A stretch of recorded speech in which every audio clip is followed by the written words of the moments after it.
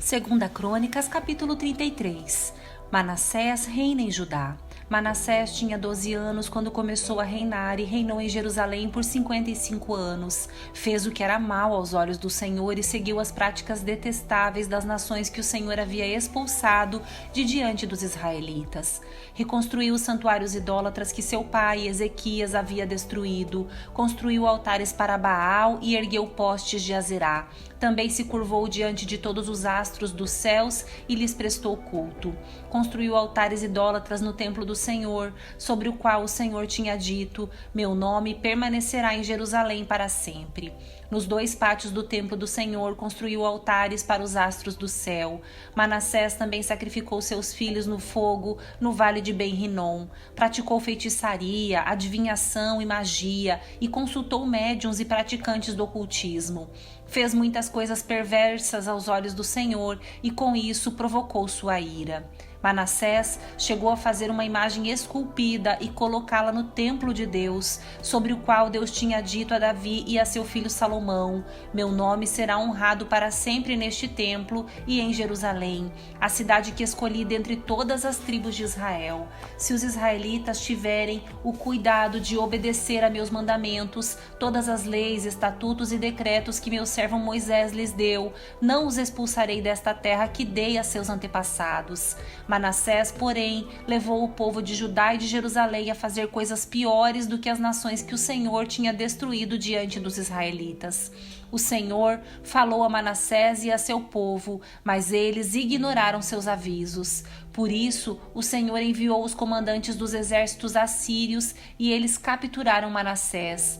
Puseram um gancho em seu nariz, o prenderam com correntes de bronze e o levaram para a Babilônia. Em sua angústia, Manassés buscou o Senhor, seu Deus, e se humilhou com sinceridade diante do Deus de seus antepassados. Quando ele orou, Deus ouviu sua súplica, atendeu a seu pedido e o trouxe de volta a Jerusalém e a seu reino. Então Manassés reconheceu que o Senhor é Deus.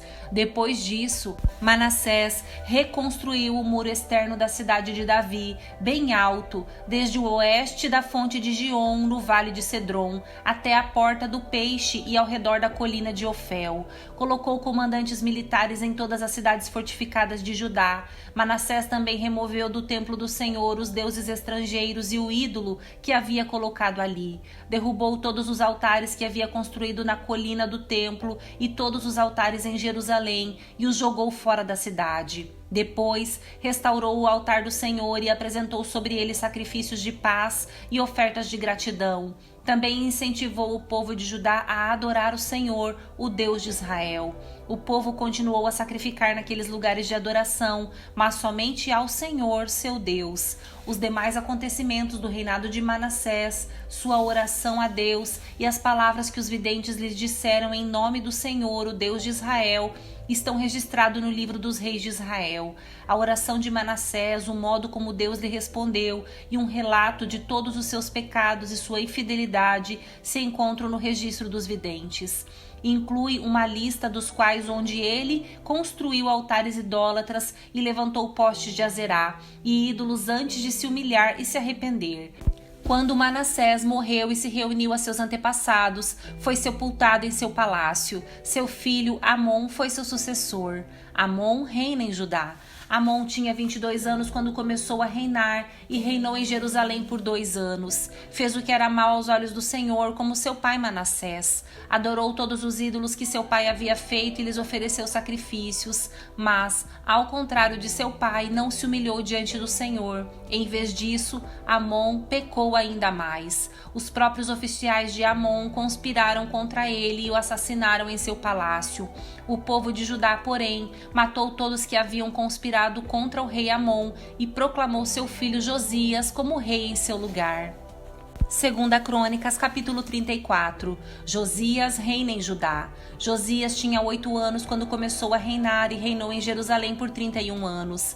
Fez o que era certo aos olhos do Senhor e seguiu o exemplo de seus antepassados Davi, não se desviando nem para um lado nem para o outro. No 8º ano de seu reinado, enquanto ainda era jovem, começou a buscar o Deus de seus antepassados Davi. Então, no 12º ano, começou a purificar Judá e Jerusalém, destruiu o santuário santuários idólatras, os postes de Azerá, os ídolos esculpidos e as imagens de metal. Deu ordens para que fossem destruídos os altares de Baal e despedaçados os altares de incenso que ficavam acima deles. Também ordenou que os postes de Azerá, os ídolos esculpidos e as imagens de metal fossem despedaçados e espalhados sobre os túmulos daqueles que haviam oferecido sacrifícios. Queimou os ossos dos sacerdotes idólatras sobre seus próprios altares e com isso purificou Judá e Jerusalém. Fez a mesma coisa nas cidades de Manassés, Efraim e Simeão e até na distante Naftali, bem como nas ruínas ao seu redor. Destruiu os santuários idólatras e os postes de Azerá, reduziu os ídolos a pó e despedaçou todos os altares de incenso em toda a terra de Israel. Por fim, voltou a Jerusalém.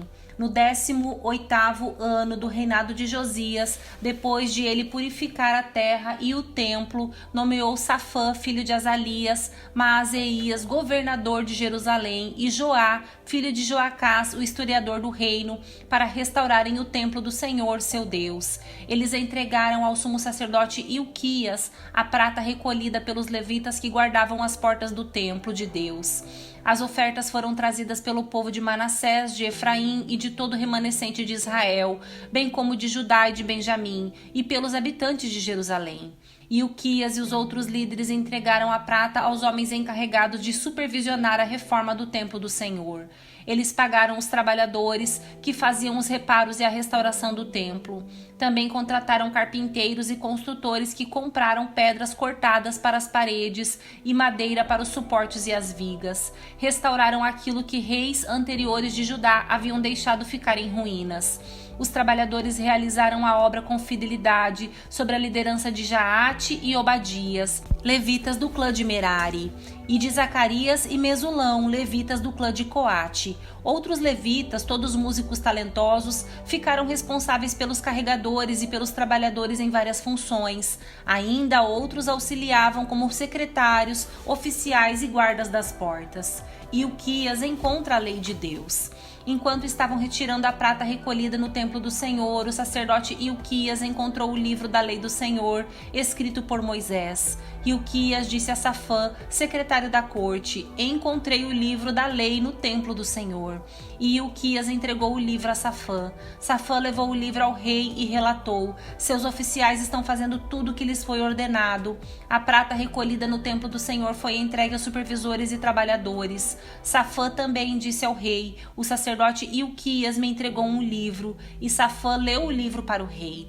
Quando o rei ouviu o que estava escrito na lei, rasgou suas roupas. Em seguida, deu estas ordens a Ilquias, a Aicaã, filho de Safã, a Aquibor, filho de Micaías, a Safã, secretário da corte, e a Asaías, conselheiro pessoal do rei.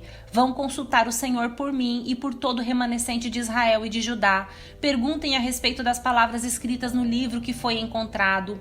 A grande ira do Senhor foi derramada sobre nós, pois nossos antepassados não obedeceram à palavra do Senhor. Não temos feito o que este livro ordena. Então Ilquias e os outros homens foram ao bairro Novo de Jerusalém consultar a profetisa Ulda. Ela era esposa de Salum, filha de Tocate, filho de Harás, responsável pelo guarda-roupa do templo. Ela lhe disse: o Senhor, o Deus de Israel, falou: voltem e digam ao homem que os enviou que assim diz o Senhor: trarei desgraça sobre esta cidade e sobre seus habitantes. Todas as maldições escritas no livro que foi lido para o rei de Judá se cumprirão, pois o meu povo me abandonou e queimou incenso a outros deuses, e estou grandemente irado com eles por tudo que fizeram. Minha ira será derramada sobre este lugar e não será apagada. Mas vão ao rei de Judá que os enviou para consultarem o Senhor e digam-lhe que assim diz o Senhor, o Deus de Israel, a respeito da mensagem que acabaram de ouvir. Você se arrependeu e se humilhou diante de Deus quando ouviu as palavras dele contra a cidade e contra seus habitantes. Você se humilhou, rasgou suas roupas e chorou diante de mim, e eu certamente o ouvi, diz o Senhor. Portanto, só enviarei a calamidade anunciada depois que você tiver se reunido a seus antepassados e tiver sido sepultado em paz. Você não verá a desgraça que trarei sobre esta cidade e sobre seus habitantes. Então, eles levaram a mensagem ao rei. As reformas religiosas de Josias. Josias mandou chamar todas as autoridades de Judá e de Jerusalém. Subiu ao templo do Senhor com os sacerdotes e os levitas e com todo o povo de Judá e de Jerusalém, dos mais importantes até os mais simples. Leu para eles todo o livro da aliança encontrado no templo do Senhor. O rei tomou seu lugar de honra junto à coluna e renovou a aliança na presença do Senhor. Comprometeu-se a obedecer ao Senhor e a cumprir seus mandamentos, preceitos e decretos de todo o coração e de toda a alma. Prometeu cumprir todos os termos da aliança escritos no livro. Exigiu o mesmo de todos em Jerusalém e do povo de Benjamim. Os habitantes de Jerusalém fizeram essa promessa e renovaram sua aliança com Deus, o Deus de seus antepassados. Josias removeu todos os ídolos repulsivos de toda a terra de Israel e exigiu que todos adorassem o Senhor, seu Deus. E pelo restante da vida do rei, eles não se afastaram do Senhor, o Deus de seus antepassados. 2 Crônicas, capítulo 35. Josias celebra a Páscoa. Então Josias celebrou a Páscoa do Senhor em Jerusalém, e assim o cordeiro pascal foi abatido no 14º dia do primeiro mês. Josias também nomeou os sacerdotes para suas atribuições e os encorajou a realizar seu trabalho no templo do Senhor. Deu a seguinte ordem aos levitas encarregados de instruir todo Israel e consagrados para servir ao Senhor: coloquem a arca sagrada no templo construído por Salomão, filho de Davi, rei de Israel. Não precisam mais levá-la de um lado para o outro sobre os ombros. Agora dediquem seu tempo a servir ao Senhor, seu Deus, e a seu povo, Israel. Apresentem-se para o serviço de acordo com as divisões de seus antepassados por famílias, conforme as instruções de Davi, rei de Israel, e de seu filho Salomão. Fiquem no santuário no lugar indicado para cada divisão e ajudem as famílias das quais foram encarregados quando elas trouxeram suas ofertas ao templo. Abatam os cordeiros pascais, consagrem-se e preparem-se para ajudar os que chegarem. Sigam todas as instruções que o Senhor deu por meio de Moisés. Então Josias deu ao povo 30.000 cordeiros e cabritos para as ofertas de Páscoa, além de 3.000 bois, todos dos rebanhos e do gado do rei. Os oficiais do rei também deram contribuições voluntárias para o povo, para os sacerdotes e para os levitas. Ilquias, Zacarias e Jeiel, os chefes do templo de Deus, deram aos sacerdotes 2.600 cordeiros e cabritos e 3.000 bois como ofertas de Páscoa. Os líderes dos levitas, Conanias e seus irmãos Semaías e Natanael, bem como Razabias, Jeiel e Josabade, deram 5.000 cordeiros e cabritos e 500 bois aos levitas para suas ofertas de Páscoa. Quando tudo estava pronto para a comemoração da Páscoa, os sacerdotes e os levitas tomaram seus lugares, organizados de acordo com suas divisões, conforme o rei havia ordenado. Então os levitas abateram os cordeiros da Páscoa e apresentaram o sangue aos sacerdotes, que os aspergiram sobre o altar enquanto os levitas preparavam os animais.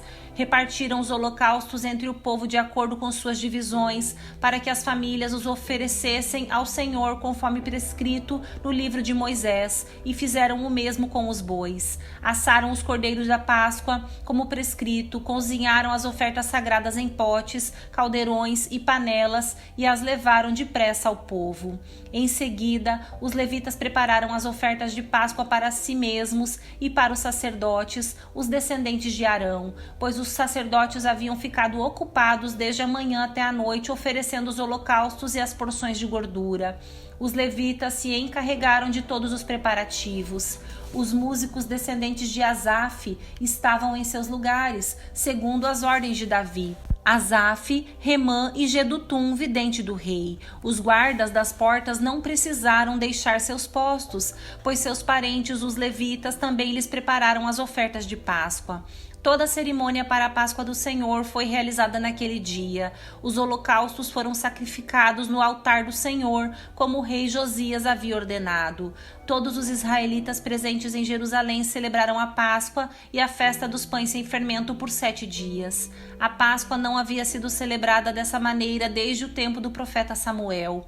Nenhum dos reis de Israel havia comemorado a Páscoa como o rei Josias, com todos os sacerdotes e os levitas, os habitantes de Jerusalém e o povo de todo Judá e Israel que estavam presentes na cidade. Essa comemoração de Páscoa ocorreu no 18º ano do reinado de Josias. Josias morre na batalha. Depois que Josias terminou de restaurar o templo, Neco, rei do Egito, levou seu exército em Carquemes, junto ao rio Eufrates, e Josias e seu exército saíram para lutar contra ele. O rei Neco, porém, enviou mensageiros a Josias para lhe dizer: "O que quer comigo, rei de Judá? Hoje não tenho nada contra você. Estou a caminho da batalha contra outra nação, e Deus ordenou que eu me apressasse. Não interfira com Deus que está comigo, ou ele o destruirá." Josias, porém, não deu ouvidos às palavras de Neco, que ele havia falado a mando de Deus, e não quis voltar atrás. Em vez disso, disfarçou-se e levou seu exército para a batalha na planície de Megido.